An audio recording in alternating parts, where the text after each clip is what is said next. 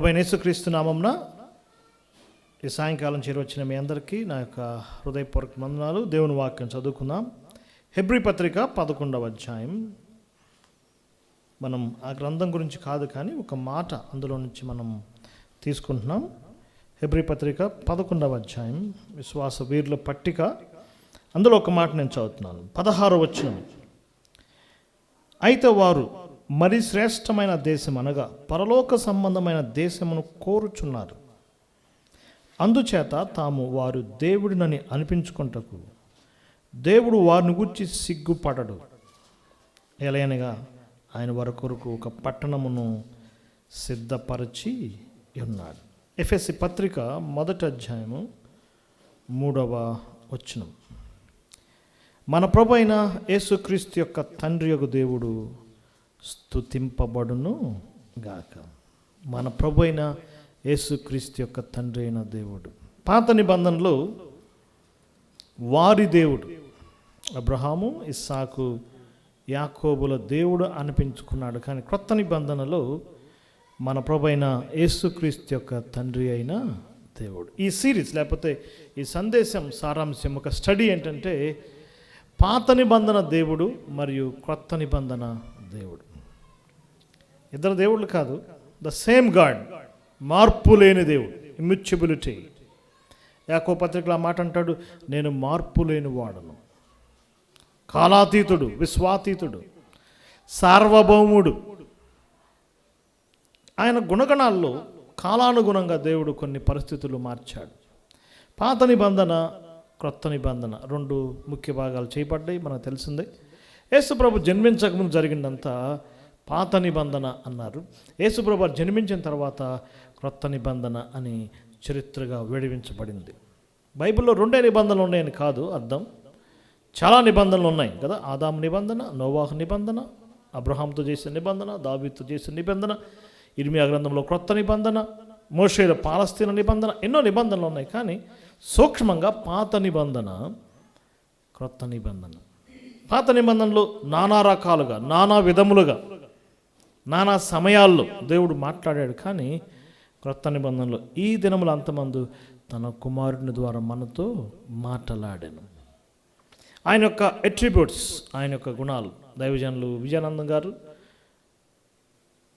Names, titles, attributes అనే ఒక మంచి పుస్తకం రాశాడు. అది త్వరలో ప్రింట్లోకి రాబోతుంది.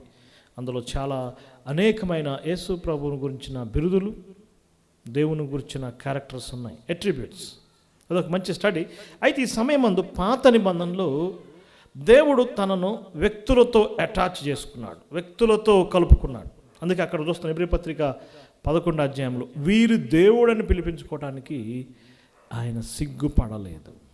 కనీసం ఒక 15-16 నేమ్స్తో ఆయన ఇంట్రొడ్యూస్ చేయబడ్డాడు. కానీ క్రొత్త నిబంధనలో ఎక్కడే కానీ ఏ భక్తునితో కానీ ఏ వ్యక్తితో కానీ ఆయన అటాచ్ చేయబడలేదు. అబ్రహాము దేవుడు, ఇస్సాకు, యాకోబు దేవుడు ఉంది. కానీ క్రొత్త నిబంధనలో పౌలు దేవుడు, పేతురు దేవుడు అని ఉందా ఎక్కడైనా చెప్పండి? న్యూ టెస్టమెంట్లో లేదు. కానీ న్యూ టెస్టమెంట్లో మాటికి వచ్చే పదం ఏంటంటే మన ప్రభైన యేసుక్రీస్తు యొక్క తండ్రి యొక్క దేవుడు.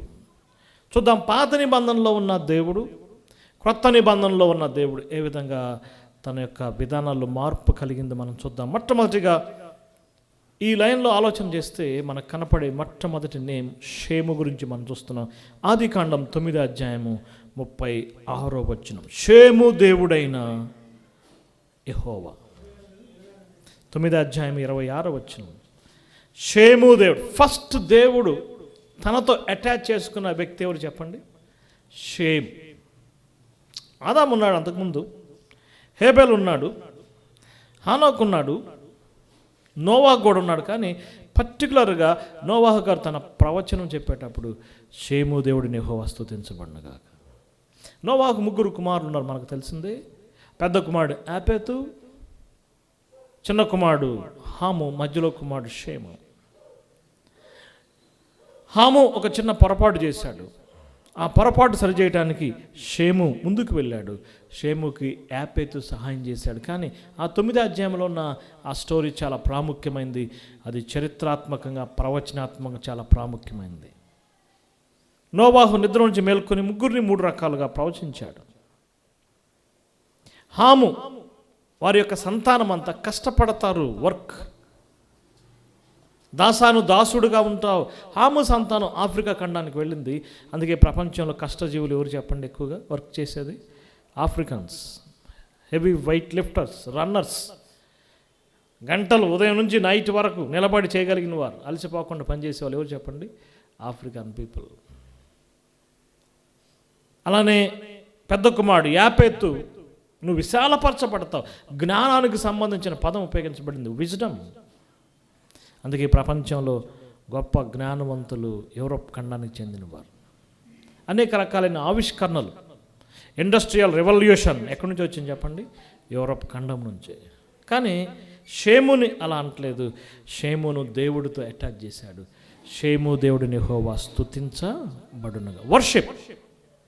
హాము వర్క్, యాపెతు విజ్డమ్. కానీ షేము దేవుడు స్తుతించబడునుగా. షేము సంతానం ఆసియా ఖండం. అందుకే చిత్రం ఏంటంటే ఆసియా ఖండ ప్రజలు దేవతా భక్తులు. ఈ ప్రపంచంలో మతాలన్నీ ఎక్కడ పుట్టినాయి అంటే ఏ కాంటినెంట్లో పుట్టినాయి బ్రదర్? ఆసియా ఖండమే. యూరోప్లో ఒక మతం పుట్టలేదు, ఆఫ్రికాలో ఒక మతం పుట్టలేదు, అమెరికాలో పుట్టలేదు, ఆస్ట్రేలియా పుట్టలేదు. అన్ని మతాలు ఎక్కడ పుట్టినాయండి? ఆసియా ఖండమే. బుద్ధిజం, జైనిజం, ఇస్లాం, హిందూయిజం, క్రైస్తవ మార్గం. షేము దేవుడని యెహోవా స్తుతించబడునుగాక. అందుకే ఆసియన్స్ బహుదేవతా భక్తులు. కానీ దేవుని స్తోత్రం, షేము సంతానంలో నుంచి ఇశ్రాయేలు ప్రజలు రావటం, ఇశ్రాయేలు ప్రజలు పాత నిబంధనలో దేవుణ్ణి ఆరాధించారు. వీరి ఇశ్రాయేలులు దత్తపుత్రత్వము, నిబంధన, మహిమ, అర్చనాచారాదులు వీరివి. దేవుడు వీరివాడు. సో మొట్టమొదటిది షేము దేవుడైన యెహోవా స్తుతించబడునుగాక. నెక్స్ట్ మనకు చూస్తే ఆదికాండం 31 అధ్యాయం 53 వచనం, నాహోరు దేవుడు. సెకండ్ అటాచ్మెంట్ ఎవరిదండి? వీరితో దేవుడిని పిలిపించుకోవడానికి ఆయన సిగ్గుపడలేదు. ఒక్కొక్క వ్యక్తిని సెలెక్ట్ చేసుకున్నాడు. 31 అధ్యాయం 53 వచనం, నాహోరు దేవుడు. ఎవరి నాహోరు? ఆదికాండం 11 అధ్యాయంలో అబ్రహాము ఆ యొక్క అన్నదమ్ముల యొక్క జీనియాలజీ ఉంది. ఆ జీనియాలజీలో నాహోరుని చూస్తాం. బ్రదర్ కదా, అబ్రహాము యొక్క సహోదరుడు ఎవరు చెప్పండి? నాహోరు. 11 అధ్యాయం 27 వచనం, తెరహు వంశావళి ఇది. తెరహు అబ్రహామును, నాహోరును, హారానును కనెను. హారాను లోతును కనెను. అబ్రహాము తర్వాత నాహోరు పుట్టాడు. నాహోరు తర్వాత హారాను పుట్టాడు. అబ్రహాం యొక్క బ్రదర్ ఎవరండి? నాహోర్. నాహోర్ ఏం చేశాడు? మనకు పెద్దగా ఆధారాలు ఏం లేవు, కానీ ఒకటి మనం ఎక్స్పెక్ట్ చేయగలం. ఒకరోజు మహిమగల దేవుడు అబ్రహాం ప్రత్యక్షమయ్యాడు. నేను ఒక దేశం చూపిస్తాను, బయలుదేరాలి. అబ్రహాము శారా ప్యాక్ చేసుకుంటున్నారు. అబ్రహాం తండ్రికి చెప్పారు, మీ వాడు ఎక్కడికి వెళ్తున్నాడు అంటండి. ఎక్కడికంటే ఏమో తెలియదు అంటున్నాడు. మెసపోటోమియా, ఈ క్రెసెంట్ ల్యాండ్, ఈ సారవంతమైన భూమి వదిలిపెట్టి ఎక్కడికి వెళ్తాడు మీ వాడు? ఒక విశ్వాస యాత్ర అబ్రహాం ప్రారంభిస్తే అబ్రహాంతో పాటు కుటుంబీకులు కూడా కదిలారు. అది చాలా ఆశ్చర్యం కదండి. వారితో పాటు తప్పనిసరిగా ఎవరు కదిలారు? నాహోరు కూడా బయలుదేరాడు. లోతు కూడా తర్వాత బయలుదేరాడు. తండ్రి గారు మధ్యలో చనిపోయాడు, మనకు ఆ విషయం తెలిసిందే. ఒకటి మాత్రం వాస్తవం, నాహోరు కూడా విశ్వాస పడుగులేశాడు. మేబీ ఆ కాంటెక్స్తో కావచ్చు. నాహోరు దేవుడు ఎ షార్ట్ టైం బ్రతికాడు నాహోరు. నాహోరుని కూడా దేవుడు లెక్కలోకి తీసుకున్నాడు. అందుకే ఏ పదం ఉపయోగించబడిందండి? నాహోరు దేవుడు. నెక్స్ట్ సిరీస్గా మనం చూస్తే నిర్గమకాండం 3వ అధ్యాయము 6వ వచనం, ఫస్ట్ టైం అబ్రహాము దేవుడు, ఇస్సాకు దేవుడు, యాకోబు దేవుడు అనే ఫస్ట్ టైటిల్ ముగ్గురు కలిపి ఉపయోగించబడిన సందర్భాన్ని మనం చూస్తున్నాం. నిర్గమకాండం 3వ అధ్యాయము 6వ వచనం చదువుతున్నాను. 3:6, మరియు ఆయన, నేను నీ తండ్రి దేవుడను, అబ్రహాము దేవుడను, ఇస్సాకు దేవుడను, యాకోబు దేవుడను. ఫస్ట్ టైం అబ్రహాం దేవుడని దాదాపుగా 25 టైమ్స్ బైబిల్లో ఉందంటండి. ఇస్సాకు దేవుడు అని కూడా మనకు దొరుకుతుంది 10-15 సార్లు. యాకోబు దేవుడు అని 13 టైమ్స్ రాయబడింది యాక్చువల్గా. ఈ ముగ్గురు పేర్లతో అక్కడక్కడ మనకు కనపడతా ఉంటుంది కదండి.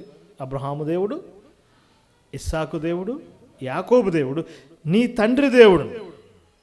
మోషే తండ్రి ఎవరు? అమ్రామ్. నేమ్ మెన్షన్ చేయలేదు, కానీ ఈ నలుగురు విశ్వాస వీరులే యాక్చువల్గా. హెబ్రీ పత్రిక 11వ అధ్యాయంలో వారి యొక్క విశ్వాస ధీరత్వం చెప్పబడింది. అబ్రహాంలో విశ్వాసం, ఇస్సాకులో ప్రేమ, యాకోబులో నిరీక్షణ. మళ్ళీ రిపీట్ చేస్తాను. అబ్రహాములో విశ్వాసం, ఫెయిత్. ఇస్సాకులో ఏంటండి? లవ్, ప్రేమ. యాకోబులో ఏంటి? నిరీక్షణ. విశ్వాసము, ప్రేమ, నిరీక్షణ. ఈ 3 ట్రయడ్స్, ఈ ముగ్గురిని మనం ఎలా అయినా మనం కంప్లీట్ చేసుకోవచ్చు. కొంతమంది భక్తులు అబ్రహాము తండ్రిని దేవునితో పోల్చారు, ఇస్సాకును కుమారుడైన యేసుప్రభువుతో పోల్చారు.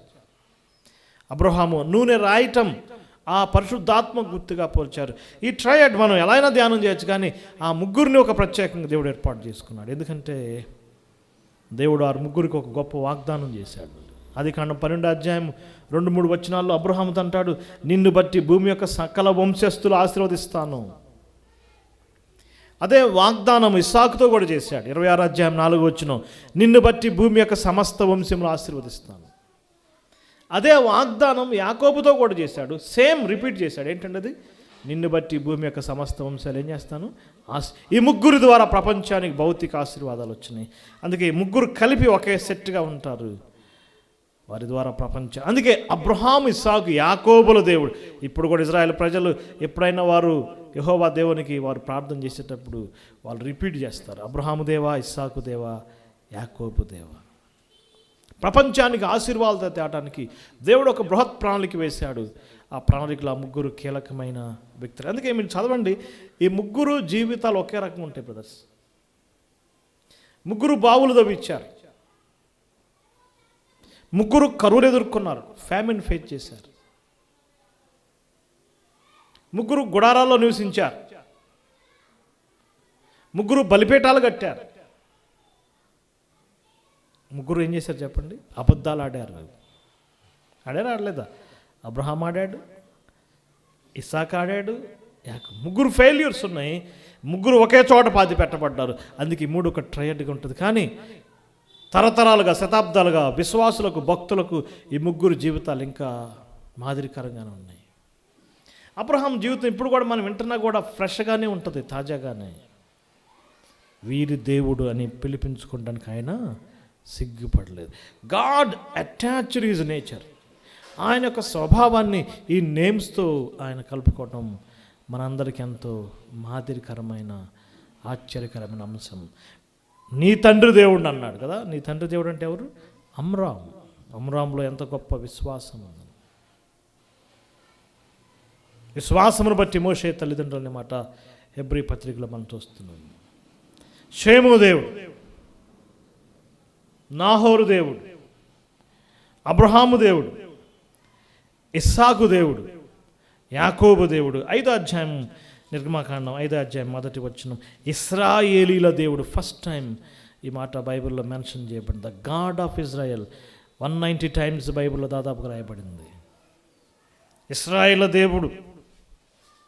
ఓల్డ్ టెస్టిమెంట్ అంతా దేవుడు ఇశ్రాయేల్ జాతితో వ్యవహరించాడు. కింద మనం చూడండి 3వ వచనం, హెబ్రీల దేవుడు.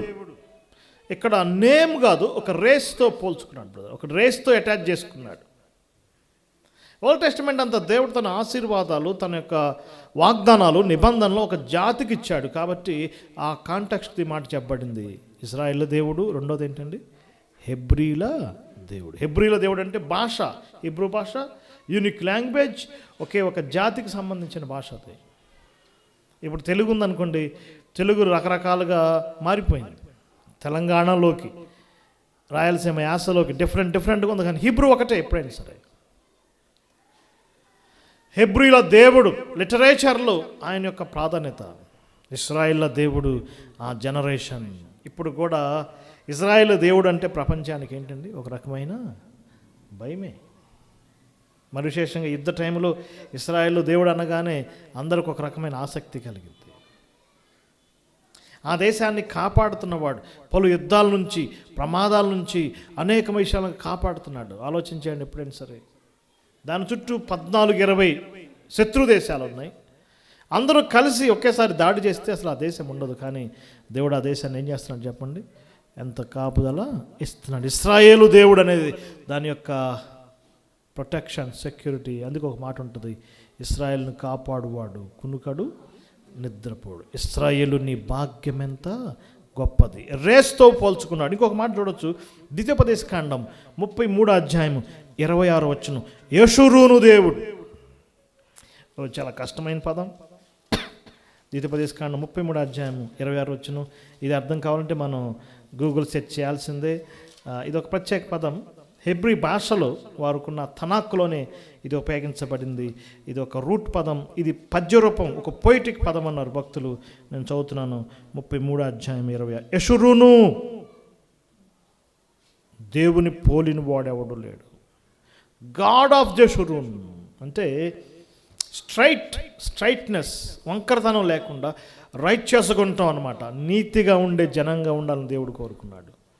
అందుకే ఇదే కాంటెక్స్ట్లో మోషే అన్నాడు 29 ఇశ్రాయేలు నీ భాగ్యం ఎంత గొప్పది. దేవుడు నీతిని కోరుకుంటున్నాడు, రైట్యస్నెస్ కోరుకుంటున్నాడు, అప్రైట్నెస్ కోరుకుంటున్నాడు. అందుకే ఆయన వ్యక్తులతోనూ అనేక పదప్రయోగాలు చేశాడు. ఇవి కాకుండా ఇక న్యూ టెస్టిమెంట్కి వస్తాం. మళ్ళీ ఓల్డ్ టెస్టిమెంట్లో కంటిన్యూ చేస్తే మనకి ఏలియా దేవుడు కనపడుతున్నాడు. చూడండి ఒకసారి, రాజుల 2వ గ్రంథం 14 వచనం, 2వ అధ్యాయము. రాజుల 2వ గ్రంథం 2వ అధ్యాయం 14 వచనం. అందరికీ ఉపయోగించబడలేదు. కొంతమంది సెలెక్టెడ్ పర్సన్కి మాత్రమే దేవుడు, వీరి దేవుడిని అని దేవుడు వారి గురించి చెప్పుకున్నాడు. 2వ అధ్యాయము 14 వచనం. ఒంటి మీద నుండి క్రింద పడిన దుప్పటిని పట్టుకుని నీటి మీద కొట్టి, ఏలియా యొక్క దేవుడేడి, ద గాడ్ ఆఫ్ ఎలీజా. ఏలియా దేవుడు. మధ్యకాలంలో న్యాయాధిపతులు ఎందరో గడిచిపోయారు, కానీ సంసోను కానీ గిద్యోను కానీ వారికి ఎవరికి అటాచ్ చేయబడలేదు బ్రదర్. ఎవరికి చేశారని ఇక్కడ? ఏలియా దేవుడు, పవర్ఫుల్ ప్రాఫెట్. ఏలియా యొక్క అద్భుతాలు, ఏలియా యొక్క మిరాకిల్స్ ఎంతో శ్రేష్టమైనవి. ఏలియా వెళ్ళిపోతున్న సందర్భంలో ఎలీషా మీద దుప్పడేసే టైంలో ఏలియా కనపడపోతే ప్రవక్తలందరూ అరిచారు, ఏలియా దేవుడు ఎక్కడున్నాడు, ఏలియా దేవుడు ఎక్కడున్నాడు, ఏలియా దేవుడు ఎక్కడున్నాడు. 2వ అధ్యాయం 14 వచనం, ఏలియా దేవుడు ఎక్కడున్నాడు. ఒక భక్తుడు కామెంటరీలో రాశాడు, ఏలియా దేవుడు ఎక్కడుంటాం కాదు, అసలు ఏలియాలు ఎక్కడున్నారు చెప్పండి అన్నాడు. కదండి, ఏలియాలు ఎక్కడున్నారు? అంత రోషం కలిగిన సేవ చేసే భక్తులు, ప్రవక్తలు ఉన్నారా? ఏలియా యొక్క దేవుడు అనేది, ఏలియాలో ఉన్న ఆ యొక్క మిరాకిల్స్, ఆ పవర్, ఆ యొక్క ప్రొడక్షన్, మరి విశేషంగా బయలు ప్రవక్తల మీద ఆయన చేసిన ఛాలెంజ్ ఎంతో శ్రేష్టమైనది. ఏలియా జీవితం ద్వారా దేవుడు తనకున్న ఆ యొక్క పవర్ని మనకి బయలుపరుస్తున్నాడు. ఏలియా దేవుడు. నెక్స్ట్ దావీదు దేవుడు. రాజుల 2వ గ్రంథం 20వ అధ్యాయం 5వ వచనం, ద గాడ్ ఆఫ్ డేవిడ్. సమూయేలు గ్రంథాల్లో చెప్పబడలేదు, దావీదు జీవించినప్పుడు ఆ మాట రాయబడలేదు. కానీ దావీదు చనిపోయిన తర్వాత ఆయన గుర్తు చేసుకుంటూ రాయబడింది 20వ అధ్యాయము 5వ వచనం. సమూయేలు 2వ గ్రంథం 20వ అధ్యాయము 5వ వచనం, దావీదుకు దేవుడు, నీవు తిరిగి నా ప్రజాధిపతి అని హిజ్కియా వద్దకు పోయి అతని ఇట్లను, నీ పితరుడైన దావీదుకు దేవుడు కదా, ద గాడ్ ఆఫ్ డేవిడ్. హిజ్కియాని ధైర్యపరుస్తూ, హిజ్కియాను అంతకుముందు హిజ్కియా జీవితంలో అనేకమైన మిరాకిల్స్ జరిగినాయి. తర్వాత గర్వించాడు, తర్వాత నష్టపోయాడు, తర్వాత ఎక్స్టెన్షన్ వచ్చింది. 20వ అధ్యాయం చూస్తున్నాం, మరణకరమైన రోగం కలిగినప్పుడు ఇల్లు చక్కబెట్టుకోమన్నప్పుడు ఆ సందర్భంలో దావీదును గుర్తు చేస్తున్నాడు కదండి. ఆ యొక్క నీవు తిరిగి నా ప్రజల యొద్దకు అధిపతి హిజ్కియా వద్దకు పోయి అతనితో ఇట్లనము, యెషయా ప్రవక్తను పంపించాడు. దావీదు దేవుణ్ణి గుర్తు చేశాడు. దావీదు జీవితంలో మనకు తెలుసు, దావీదును దేవుడు కరుణించాడు కదండి. కరుణించాడా లేదా? దావీదును దేవుడు సమకూర్చాడు. సమూయేలు 2వ గ్రంథం 10వ అధ్యాయం వరకు దావీదు జీవితంలో విజయాలే ఉన్నాయి. 11, 12 అధ్యాయాలు దావీదు జీవితంలో ఎప్పుడైతే పాపం అనేది ఎంటర్ అయిందో ఇక అక్కడి నుంచి దావీదు జీవితంలో అపజయాలే ఉన్నాయి. కానీ ఒకానొక సందర్భంలో దావీదు పశ్చాత్తాపడ్డాడు. 51వ కీర్తన మీరు చదవండి. దావీదు యొక్క పశ్చాత్తాపం ఎంతో శ్రేష్టమైనది. భక్తులు ఏమంటున్నారంటే దావీదు చేసిన పాపం కంటే దావీదు పశ్చాత్తాపం గొప్పదంటండి. ఇది గొప్పది. మనం అనుకోవచ్చు దావీదు అంత పాపం చేశాడు కదా, దేవుడు దావీదుని ఎందుకు అంత శిక్షించలేదు, ఎందుకు శిక్ష తగ్గించాడంటే దానికి రీజన్ ఒకటే, పాపం కంటే ఏది గొప్పదండి? పశ్చాత్తాపం గొప్పది. ఈనాడు పాపం చేస్తున్నారు కానీ పశ్చాత్తాపమే కష్టంగా ఉంది. దావీదు దేవుడిని గుర్తు చేయటం, హిజ్కియాకు ఒక రివైవల్, హిజ్కియాకు ఒక మారు మనసు కలగటానికి, హిజ్కియా జీవితంలో ఒక మార్పు కలగటానికి ఆ పదం ఉపయోగించబడింది, ద గాడ్ ఆఫ్ డేవిడ్. దావీదు ఎన్నో పాటలు రాశాడు, ఎన్నో కవితలు రాశాడు, ఎన్నో సాంగ్స్ రాశాడు, ఎన్నో పాటలు ఆయనే కట్టాడు, యుద్ధాలు చేశాడు, ఒక మంచి మోడల్గా జీవించాడు. అందుకే ఇశ్రాయేలు రాజులు, యోధా రాజులు చరిత్రలు రాసినప్పుడు దావీదు వలె ప్రవర్తించారని యోధా రాజుల గురించి రాశారు. యెరోబాము వలె ప్రవర్తించాడని ఇజ్రాయెల్ రాజుల గురించి రాశాడు. ఒక మోడల్ లైన్గా దావీదు ఉన్నాడు. దావీదు దేవుడు అనే మాట మనం చూస్తున్నాం. నెక్స్ట్ దినవృత్తాంతాల 2వ గ్రంథం 36వ అధ్యాయము 17వ వచనం. హిజ్కియా దేవుడు ద గాడ్ ఆఫ్ హిజ్కియా. కానీ దేవుడు హిజ్కియాని బలపరిచాడు. హిజ్కియా కూడా యోధా రాజుల్లో ఒక కీ పర్సన్. ఆయన యొక్క చరిత్ర చాలా శ్రేష్టమైంది. ఆయన జీవితంలో పొందుకున్న విజయం మన ఆధ్యాత్మిక జీవితంలో ఎంతో శ్రేష్టతను తీసుకొస్తుంది. చూడండి 32వ అధ్యాయము 17వ వచనం చదువుతున్నాను. ఇది కాక ఇతర దేశము జనుల దేవతలు తమ జనులను నా చేతుల నుండి ఎలాగ విడిపించలేపారు, అలాగూ హిజ్కియా సేవించు దేవుడును తన జనులను నా చేతుల నుండి విడిపింపవాడు లేకపోవునని చెప్పారు. మనకు తెలుసు హిజ్కియా జీవితంలో జరిగిన గొప్ప యుద్ధం, అష్షూరు రాజు ప్రగల్భాలు, అష్షూరు సామ్రాజ్యం ఎలా కుప్పగొల్లిపోయిందో, ఏ విధంగా దండులో వారు చనిపోయారో మనకు తెలుసు. ఒక రాత్రి ఒక దూత దాదాపు ఎంతమంది చంపాడండి? 180,000 మందిని. ఒక గొప్ప విజయం కలిగింది. ఆ యొక్క రబ్షాకే పంపించిన లెటర్ తీసుకుని దేవాలయంలో పోయి మొరపెట్టాడు.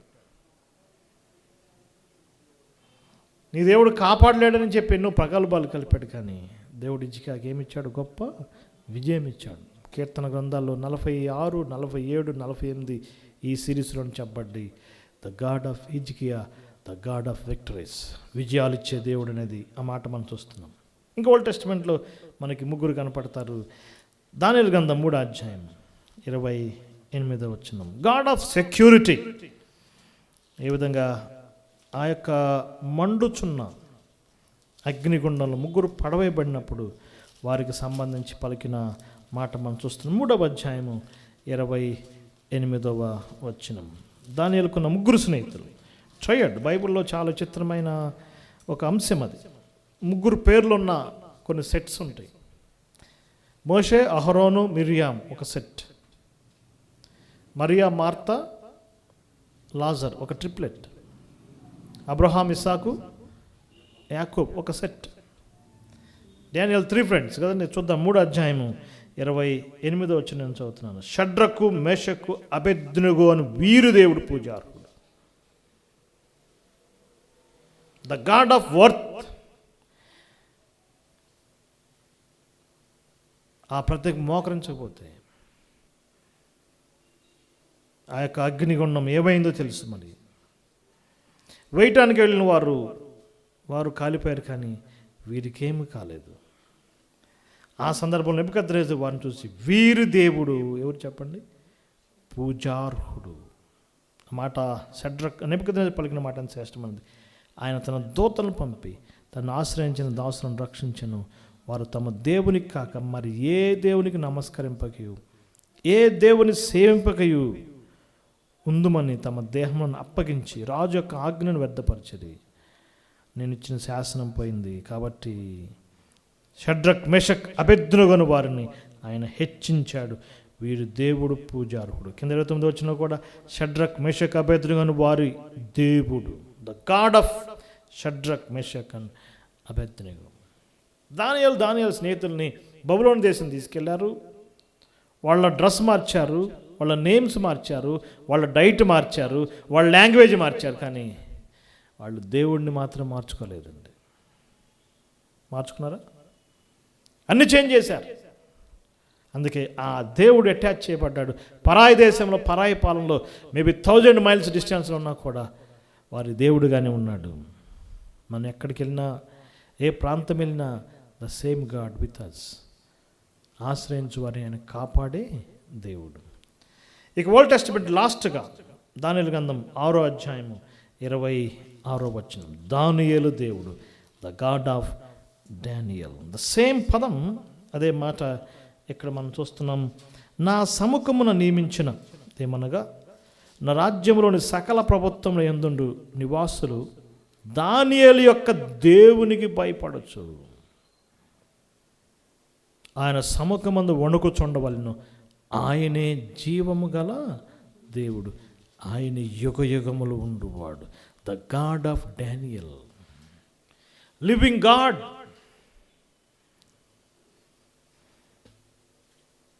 Babylon gods, deaf gods, dumb gods, dead gods. But Daniel's God is living God. దానియేలు ఏదన్నా లోపం కనుక్కోవాలని చూశారు. తన డ్యూటీలో ఉన్న టాప్ 120 ర్యాంక్ పర్సన్స్లో 3 కీలకమైన వ్యక్తులు ఉన్నారు. ఆ 3లో ముఖ్యమైన ఎవరండి? దానియేలు. దానియేలు ఎలా ఉన్నాడు? అప్రైట్, యథార్థవంతుడిగా ఉన్నాడు. యథార్థవంతుడిగా ఉంటాం మిగిలిన కొలీగ్స్ అందరికీ అసూయ కలిగింది. సహజంగా ఏం చేయాలి? ఆఫీసులో ఎవరైనా నీతిగా ఉంటే మెచ్చుకోవాలి కదండి. ఎవరైనా నీతిగా ఉంటే వాళ్ళకి నమస్కారం చేయాలి యాక్చువల్గా. కానీ కొలీగ్స్కి ఏమొచ్చింది బ్రదర్? అసూయ వచ్చింది. దానియేలుని ఎట్లయినా శిక్షించాలని ప్లాన్ చేశారు. దానియేలు ఏమైనా లోపం ఉందేమో ఎతికారు, కానీ దానియేలు లోపం ఏమీ దొరకలేదు. ఒకే ఒక లోపం దానియేలులో కనుగొన్నారు. ఏంటంటే ప్రార్థన చేయటం దానియేలు లోపం. మన లోపం ఏంటి? ప్రార్థన చేయపాటం మన లోపం. ఆయన లోపం ఏంటి? ప్రార్థన చేయకుండా నేరుగా నెబుకద్నెజరుకే చెప్పుకునేటట్టుగా ఒక జీవో జారీ చేయబడింది. 1 month జీవో. ఇదే జీవో మనకు వచ్చింది అనుకోండి, మనం ఏం చేస్తాం? ఒక 1 month మీరు ప్రేయర్కి వెళ్ళొద్దు, మీ దేవుడికి ప్రార్థన చేయొద్దు, నాకే ప్రార్థన చేయాలని జీవో వచ్చింది అనుకోండి, మనం ఏం చేస్తామంటే 1 month కదా, ఇన్ని సంవత్సరాలు చేస్తున్నాం, హ్యాపీగా రెస్ట్ తీసుకోవచ్చు అనుకుంటాం. అవునా కదా? ఇంకొంతమంది మరి అందరూ కనపడేటట్టు ఎందుకు? మనసులో చేసుకుంటే సరిపోద్ది కదా, అందరూ తెలియాలా, నా మనసులోనే చేసుకుంటానని చేసుకోవచ్చు. ఇంకొంతమంది ఏం చేయొచ్చు చెప్పండి? లేదు ఈ జీవో టైంలోనే మనం ఎక్కువగా ప్రార్థన చేయాలని ప్రార్థన చేసేవాళ్ళు కొంతమంది ఉంటారు, అల్ట్రా బిలీవర్స్. ఇంకొంతమంది మరీ ఎక్కువ వద్దులే, తగ్గించుకుందాం. కానీ దానియేలు జీవితంలో మనం చూస్తున్నాం 10వ వచనం, ఎలాంటి షెడ్యూల్లో చేంజ్ లేదు, యథావిధిగా ముమ్మారు మోకాళ్ళు ఏం చేస్తున్నానండి? ప్రార్థన చేస్తున్నారు. ఆ టైంలో సింహాల గుహలో భయపడ్డాడు, కానీ దానియేలును దేవుడు ఏ విధంగా కాపాడాడు. ఆ సందర్భంలో the God of Daniel is a living God, the God of Shem, the God of Nahor, God of Abraham, God of Isaac, God of Jacob, God of Israel, God of Hebrews, God of Jeshurun, God of David, God of Hizkiah, God of Eliah, God of Shadrach, Meshach, Abednego, and God of Daniel. That is the end of the Old Testament. ఇప్పుడు మనం new టెస్ట్మెంట్కి వచ్చాము. మన ప్రభువైన యేసుక్రీస్తు యొక్క తండ్రి అయిన దేవుడు స్తుతింపబడునుగాక. న్యూ టెస్ట్మెంట్లో దేవుడు ఏ వ్యక్తితో అటాచ్ చేయబడలేదు, ఒక ఇన్స్టెన్స్ కూడా ఎక్కడా లేదు. కానీ ఒకే మాట 7 times రాయబడింది. అది ఆ మాట ఏంటండి? మన ప్రభు అయిన యేసుక్రీస్తు యొక్క తండ్రి అయిన యేసు ప్రభు ఈ లోకానికి రావటం ద్వారా, దేవుడు మానవుడిగా సశరీరుడిగా ప్రత్యక్షం అవటం ద్వారా దేవుని ప్రోగ్రాంలో గొప్ప మార్పు కలిగింది. అప్పటి వరకు ఇజ్రాయెల్లో ఉన్న వ్యక్తులకే దేవుడు ఉన్నాడు, కానీ ఆయన కుమారుని రాక ద్వారా సర్వమానవాళికి ఒక వెలుగు వచ్చింది. ఇప్పుడు దేవుని యొక్క ఉద్దేశం అందరి వైపు తిరిగాడు. అందుకే అపోస్తల కార్యం 17:31 ఇప్పుడైతే అందరూ అంతటా ఏం కావాలండి? మారు మనసు పొందాలి.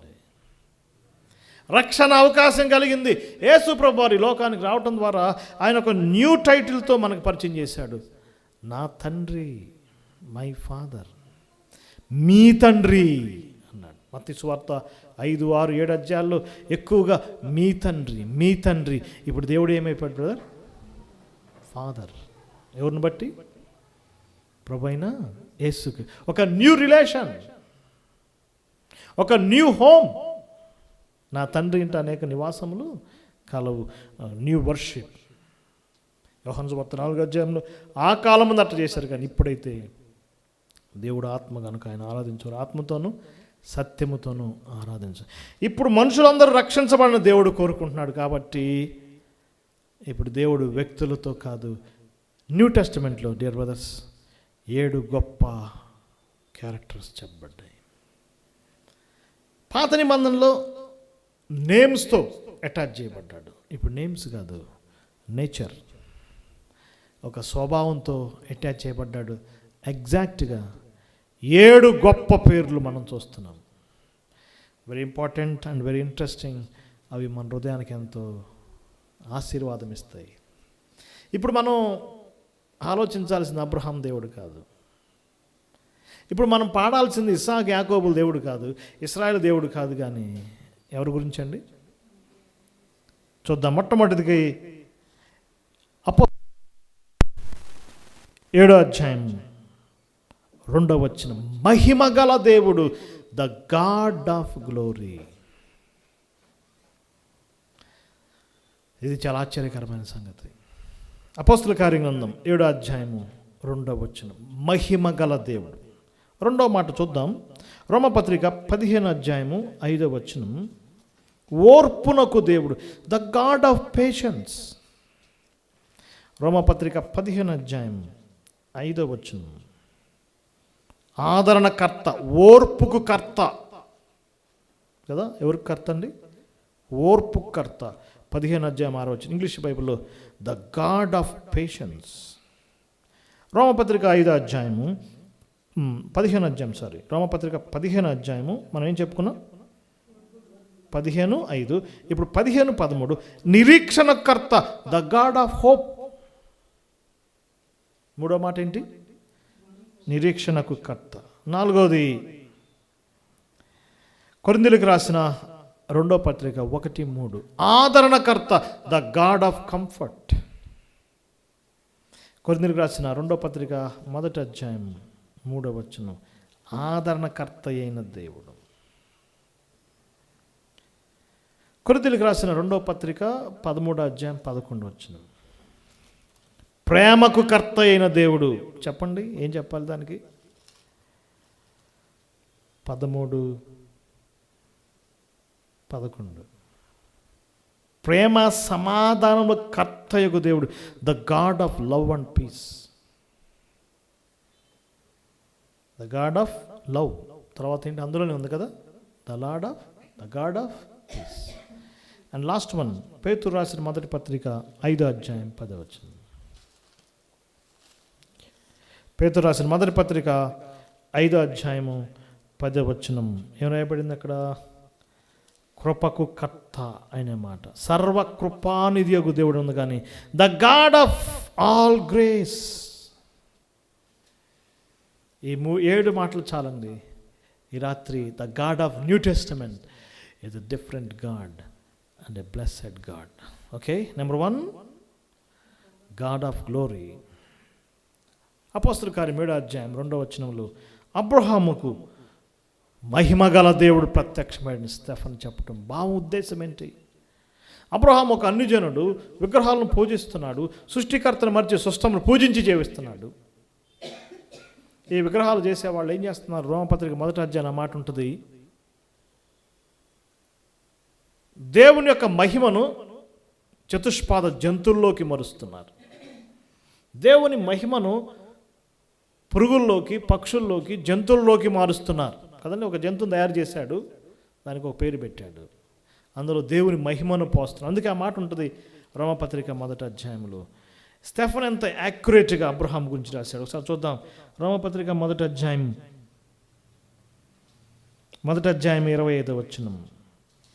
అట్టివారు దేవుని సత్యమును అసత్యమునకుగా మార్చారు, సృష్టికర్తకు ప్రతిగా ఏం చేశారండి? సృష్టమును పూజించారు. 1:23 దేవుని మహిమను మనుషుల యొక్కయు పక్షుల యొక్కయు చతుష్పాద జంతువుల యొక్కయు పురుగుల యొక్కయు మార్చారు. ఎందుకు ఆశ్చర్యం? అబ్రహాం ట్రెండ్ని ఇండియా కొనసాగిస్తుంది. చాలా దేశాలు ఉండవు అన్నమాట. దేవుని మహిమను మార్చే బిజినెస్లో ఉంటే ఒకరోజు అబ్రహాంకి ఎలాంటి దేవుడు కనపడ్డాడండి? మహిమ గల దేవుడు ప్రత్యక్షమయ్యాడు. God of glory. ఏ భేదం లేదు, అందరూ పాపం చేసి దేవుడిని గురించి మహిమను పొందలేకపోతున్నారు. కానీ ఆయన రక్తమందు కడగబడిన వారు మహిమను పొందుకుంటారు. ఆయన మహిమనిచ్చే దేవుడు, మహిమా స్వరూపి అయిన దేవుడు. దేవుని వాక్యం మనం చూస్తున్నాం. ఆయన మహిమను ఏ మానవుడు వివరించలేడు. గాడ్ ఆఫ్ గ్లోరీ ఇప్పుడు ఆయన మహిమతో మనల్ని పిలుస్తున్నాడు. తన మహిమలోనికి పిలవడానికి రాబోతున్నాడు. రోమపత్రిక 8వ అధ్యాయంలో మన ఎదుట ప్రత్యక్షం కాబోయే మహిమ ఎదుట ఎప్పటికాలపు శ్రమలు ఎన్నదగినవి కావు. ఒకరోజు మన శరీరంలో మహిమా స్వరూపముగా మార్చబడబోతున్నాయి. ఇదంత ఆశ్చర్యమైన సంగతి. మన దేవుడు ఎవరండి? God of glory. God of grief కాదు, ఏడ్చే దుఃఖపడే దేవుడు కాదు బ్రదర్. గాడ్ ఆఫ్ గ్లూమ్, చీకటిగా ఉండే దేవుడు కాదు. ఎవరు చెప్పండి? God of glory. ఆ మహిమ నీకు నాకు ఇవ్వబోతున్నాడు. ఒక విగ్రహారాధికుడిని అబ్రహాముకి దేవుడు ఏ విధంగా మహిమని అటాచ్ చేశాడు. చాలా ఆశ్చర్యం ఏంటంటే, ఒకసారి దయచేసి చూడండి. అపోస్తుల కార్యగ్రంథం 7వ అధ్యాయము. స్టెఫన్ మహిమ గల దేవుడు అని తన యొక్క ప్రసంగం స్టార్ట్ చేశాడు. కానీ చివరికి వచ్చేసరికి ఏమైందో చూడండి, చాలా ఇంట్రెస్టింగ్ ఉంటుంది. అపోస్తుల కార్యగ్రంథం 7వ అధ్యాయం 2వ వచనం చూడండి. మహిమ గల దేవుడు అబ్రహాముకు ప్రత్యక్షమయ్యాడని మెసేజ్ స్టార్ట్ చేశాడు కదా. 7:2 మహిమ గల దేవుడు అతనికి ప్రత్యక్షమయ్యి నీ దేశం విడిచిపెట్టి స్వజాన్ని విడిచిపెట్టి రమ్మన్నాడు. అదే అధ్యాయం చివరికి వచ్చేసరికి స్టెఫన్ రాళ్లతో కొట్టబడుతున్నప్పుడు స్టెఫన్ ఏం చేశాడో మనం చూద్దాం. 56వ వచనం. ఆకాశం తెరవబడటయు మనుష్య కుమారుడు దేవుని కుడి పార్శ్వమందు ఆసీనుడు చూచాను. దేవుని మహిమను చూచాను కదా. 55వ వచనం. దేవుని మహిమను చూశాడు. జస్ట్ అర్థమైందండి? గాడ్ ఆఫ్ గ్లోరీ అని మెసేజ్ స్టార్ట్ చేస్తే చివరికి దేవుడు ఏం చూపించాడు బ్రదర్? గ్లోరీ ఆఫ్ గాడ్ చూపించాడు. మనం స్వస్థతలే చెప్పామనుకోండి, మన కళ్ళకి స్వస్థతలే కనపడతాయి. మనం దేవుని యొక్క మహిమ గురించి చెప్పామనుకోండి, దేవుడు మనకేం చూపిస్తాడు చెప్పండి? మహిమనే చూపిస్తాడు. అంతే. దేవుని మహిమను చూసిన గొప్ప వ్యక్తి ఎవరు చెప్పండి? స్టెఫన్. ఈ రాత్రి మన దేవుడు ఎవరంటే మహిమ గల దేవుడు, మనకు మహిమనిచ్చే దేవుడు, మహిమను పోగొట్టుకున్న మానవునికి మహిమనిచ్చే దేవుడు. రెండవదిగా 15వ అధ్యాయం 5వ వచనం. గాడ్ ఆఫ్ పేషెన్స్, ఓర్పుకు కర్త, దీర్ఘశాంతుడు. మన దేవుడు ఎవరు చెప్పండి? ఓర్చుకున్నాడు. ఉదయకాలం నేను సేవకుల సదస్సు కట్టిండాను. కేఏ మాథ్యూ గారు, ఆయన లూకాసు వార్తలో ఉన్న ఆ యొక్క 13వ అధ్యాయంలో అంజూరపు చెట్టును గురించిన ఉపమానం గురించి చెప్పాడు. 3 సంవత్సరాల నుంచి ఏమి లేవండి, ఫలాలు లేవు. తోటమాలి అంటాడు నరికేద్దామంటే ఏమంటాడు చెప్పండి? ఇంకొక 1 year ఇద్దాము, లేకపోతే నీ ఇష్టం. ఆయన అన్నాడు, ఒక ఎక్స్టెన్షన్ పీరియడ్ ఇచ్చాడు 1 year దేవుడు. మళ్ళీ మనకి మారకపోతే ఏం చేస్తాడు? Cut off. ఆయన దీర్ఘశాంతుడండి. అపోస్తలుడైన పౌలు అన్నాడు, పూర్వం దోషకును హింసకును హానికరుడైన నా పట్ల ఆయన ఓరిమి కనపరిచాడు. చూడండి ఒకసారి తిమోతికి రాసిన మొదటి పత్రిక 1వ అధ్యాయం 12వ వచనం. దోషకును హింసకును హానికరును ఆయన తన పరిచర్యకు నన్ను ఎంచుకున్నాడు కదా. అపోస్తలుడైన సౌలు జీవితంలో ప్రభువుని నమ్మకముందు ఆయన ఎంతగా దీర్ఘశాంతాన్ని కనపరిచాడు. అనేక మంది స్త్రీలను ఈడ్చాడు, బంధించాడు, హింసించాడు. మొట్టమొదటి హతసాక్షి స్టెఫన్ మరణానికి సాక్షిగా ఉన్నాడు. ఉన్నాడా లేదా? అలాంటి వాడి పట్ల దీర్ఘశాంతం కనపరిచాడు. ఆ మాట ఉంటుంది, పాపుల్లో ప్రధానుడైన నా పట్ల ఆయన గొప్ప ఏం చూపించాడండి? కృపను చూపించాడు. అందుకే ఆయన ప్రార్థనల నీటిలో ఎక్కువగా ఏమంటాడంటే, నేనేమై ఉన్నాను? దేవుని కృప వలనే ఉన్నాను. ఆయన ఓర్పును కర్త. నా జీవితంలో ఆయన ఓర్చుకున్నాడు, లేకపోతే నేను ఇక్కడ నిలబడేవాడిని కాదు. నా జీవితంలో ఆ మాట నేను చదువుతున్నాను. 16 వచ్చిన తిమోతికి రాసిన మొదటి పత్రిక 1:16. ఆయనను నిత్య జీవం నిమిత్తం తను విశ్వసించబోవారికి నేను మాదిరిగా ఉండులాగున యేసుక్రీస్తు తన పూర్ణమైన దీర్ఘశాంతమును ఆ ప్రధాన పాపిని నాయందు కనపరచునట్లు నేనేమయ్యాను? కనికరింపబడింది. God of patience. మనకంత పేషెన్స్ ఉండదు. ఈ రోజుల్లో అన్ని టెన్షన్సే. ఈ టెన్షన్స్ వల్ల మనకేం పోయిద్దండి? ఉన్న పేషెన్స్ కూడా పోతుంది. Mother losing her patience, father losing her patience, doctors losing they patience. నాయకులు వారి యొక్క ఓర్పును పోగొట్టుతున్నారు. కానీ మన దేవుడు ఎవరండి? God of patience. రోమపత్రిక 2వ అధ్యాయంలో ఆ మాట మనం చూస్తున్నాం.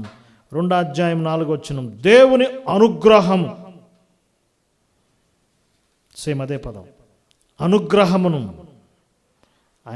ఆయన సహనమును, 4వ వచనం, ఆయన అనుగ్రహ ఐశ్వర్యమును, సహనమును, దీర్ఘశాంతమును తృణీకరిస్తావా? ఒక పెద్ద లిస్ట్ రాశాడు 1వ అధ్యాయం 27 నుంచి. స్త్రీలు వివాహాలు, పురుషులు వివాహాలు దేవుని విడిచిపెట్టారు, ఐడల్టరీ వైపు తిరిగారు.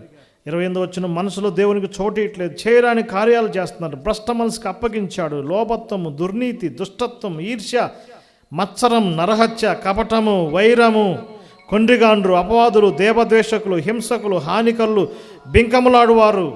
ఎంతోమంది ఈ లోకంలో ఉన్నప్పుడు, ఎంతోమంది ఈ లోకంలో ఆ యొక్క కనపరుస్తున్నప్పుడు ఆయన సహనాన్ని కనపరిచినట్టు మనం చూస్తున్నాం.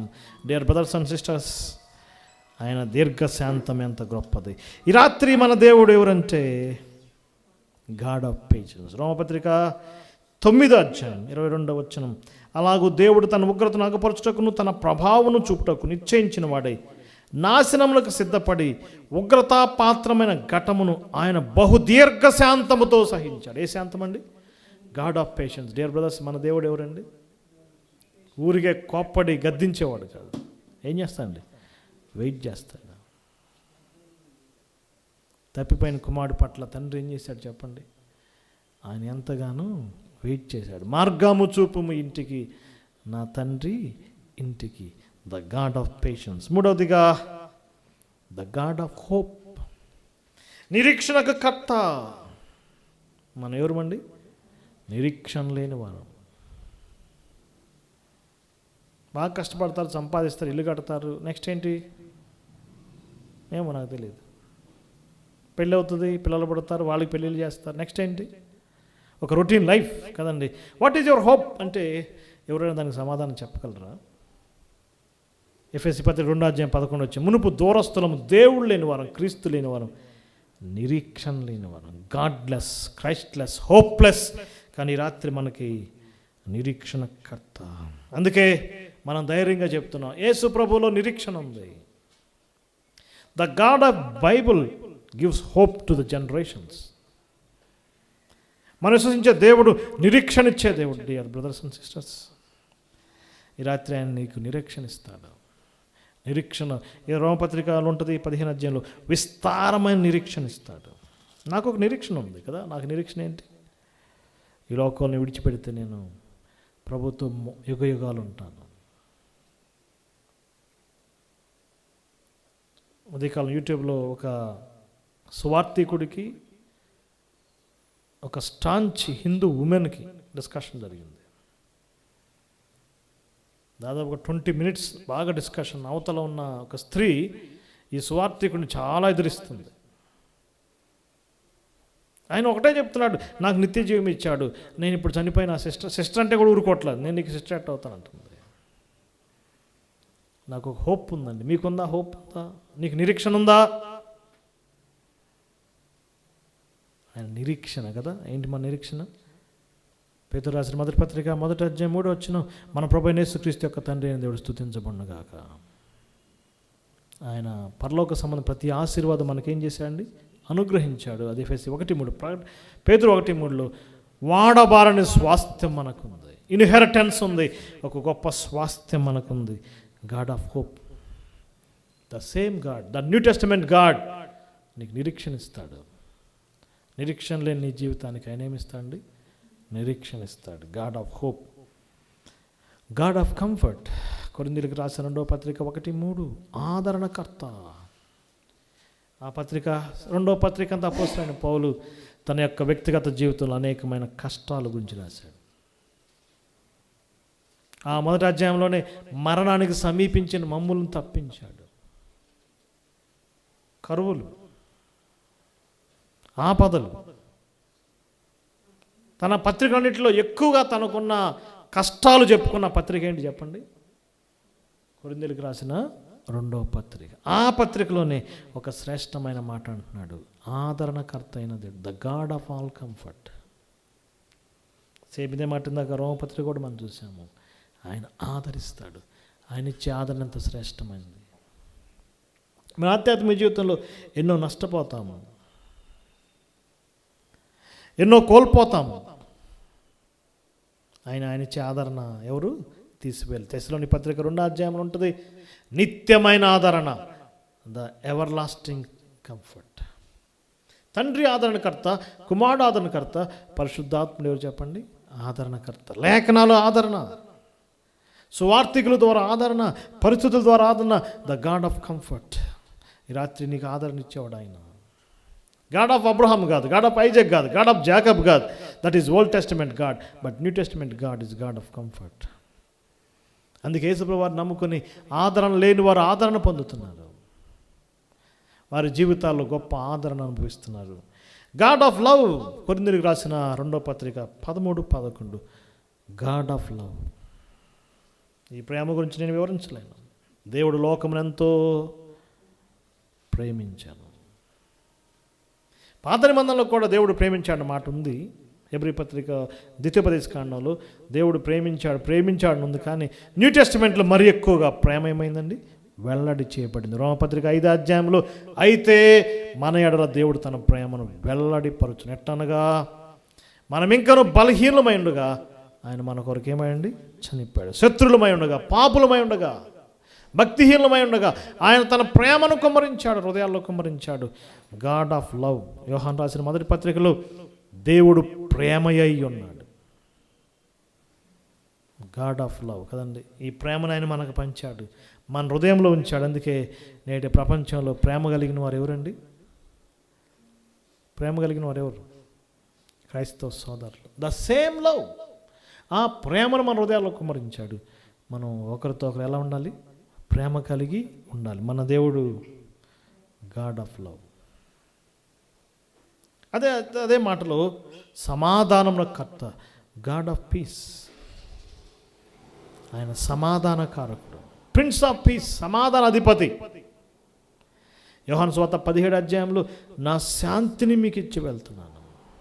లోకం ఇచ్చినట్టు నేను శాంతిని ఇవ్వట్లేదు, కానీ మై పీస్, నా శాంతిని మీకు ఇస్తున్నాను. యేసు ప్రభువారు సమాధానంను అధిపతి. తండ్రితో మనం సమాధాన పడే అవకాశం కలిగింది. దేవుడు మనతో సమాధాన పడ్డాడు. మన హృదయాలు ఏం చేశాడు చెప్పండి? సమాధానము ఇచ్చాడు. ఆయన నేచర్ ఏంటి అంటే ఆయన సమాధానం. ఇప్పుడు కూడా యేసు ప్రభు దగ్గరికి వస్తే ఏముంటుంది? శాంతి, సమాధానం. అందుకే ఆ పాట మనం ధైర్యంగా పాడగలం. శాంతి, సంతోషం, సమాధానం యేసులో దొరుకును. శాంతి, సంతోషం, సమాధానములు ప్రభు అయిన యేసు దొరుకును. లాస్ట్ వన్, పేతురు రాసిన మొదటి పత్రిక 5వ అధ్యాయం 10వ వచనం. గాడ్ ఆఫ్ గ్రేస్, కృప, సర్వకృప అని దిగుది. God of all grace. ఈ కృప ఎంతో శ్రేష్టమైంది. ఎఫెసీ పత్రిక 2వ అధ్యాయంలో శరీరం యొక్క మనసు యొక్క కోరిక నెరవేర్చుకుంటూ దైవోగ్రతకు పాత్రులైన మనల్ని తన కరుణా సంపన్న చేత కృపను వెల్లడజేసి మనల్ని బతికించాడు, మనల్ని క్షమించాడు, కుమారులు కుమార్తెలుగా స్వీకరించాడు. That is grace. అర్హత లేని వారికి ఏమిచ్చాడు చెప్పండి? అర్హత ఇచ్చేదేంటి? కృప. ఈ కృప ప్రపంచంలో ఎక్కడ దొరకదు. సర్వకృపానిధిగు దేవుడు, ఆ కృపామయుడు శరీరం దాల్చుకుని వచ్చాడు. ఆయన ద్వారా మనం కృప వెంబడి కృపను పొందొచ్చున్నాము. అందుకే అపోస్తలుడైన పౌలు అన్నాడు, నా కృప నీకు చాలును. కృప ద్వారా మనం రక్షించబడ్డాము. మన పట్ల ఆయన కృపను ఏం చేశాడండి? వెల్లడి పరిచాడు. 7 యూనిక్ క్యారెక్టర్స్ న్యూ టెస్టమెంట్లో చాలా క్లియర్గా మీరు చదవండి.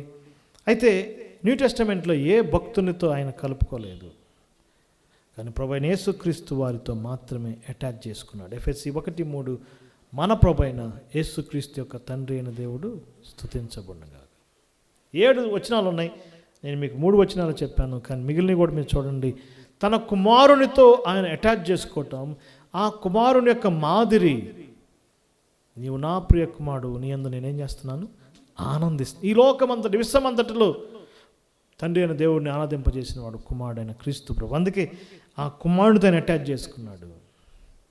ఆయన యొక్క ఫాదర్హుడ్ మనకెంతో శ్రేష్టమైంది. అందులో చాలా అంశాలు ఉన్నాయి, కానీ ఈ చిన్న తేడా, ఓల్డ్ టెస్టమెంట్లో దేవుని యొక్క లక్షణాలు, న్యూ టెస్టమెంట్లో దేవుని యొక్క లక్షణాలు. ఈ చిన్న స్టడీ మనకి ఆయన యొక్క అట్రిబ్యూట్స్, ఆయన గుణగణాల మీద ఆయన మనకు వెలుగును ప్రసరింపచేయనుగాక. దేవుడి వాక్యాన్ని దీవించునుగాక.